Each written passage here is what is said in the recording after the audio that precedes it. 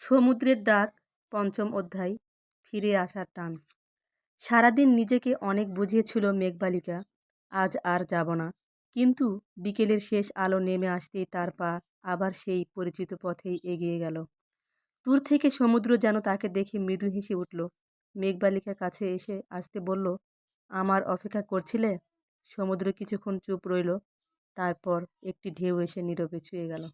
সমুদ্র শান্ত স্বরে বলল, অপেক্ষা কখনো বলে আসে না মেঘবালিকা, শুধু মন বুঝে ফেলে কেউ আসবে।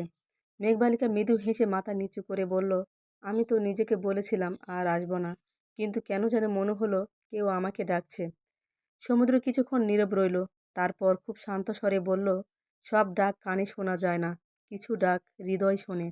বাতাসে হালকা নীরবতা নেমে এলো। মেঘবালিকা দিগন্তের দিকে তাকিয়ে খুব আস্তে করে বলল, আগে আমি সমুদ্রকে দেখতে আসতাম, এখন মনে হয় আমি তোমার ডাকে ফিরে আসি। সমুদ্রের ঢেউ আলতো করে তার পায়ের কাছে এসে থামল। মনে হলো আজ উত্তরটা ঢেউ দিয়েছে। মেঘবালিকা কিছুক্ষণ চুপ করে সেই ঢেউয়ের দিকে তাকিয়ে রইল। তার মনে হলো কিছু অনুভূতির উত্তর মুখে বলতে হয় না। মেঘবালিকা ফিরে যাওয়ার জন্য পা বাড়ালো, ঠিক তখনই তার পেছনে আরেকটি ঢেউ এসে ভেজা বালুর উপর একটি ছোট্ট শব্দ লেখা মুছে দিল। সে শব্দটা পুরোটা পড়তে পারল না, শুধু মনে হলো সেখানে যেন লেখা ছিল, থেকো। মেঘবালিকা একবার ফিরে তাকালো। সমুদ্র তখন নীরব, কিন্তু আজ সেই নীরবতার মধ্যেও যেন অনেক কথা লুকিয়েছিল।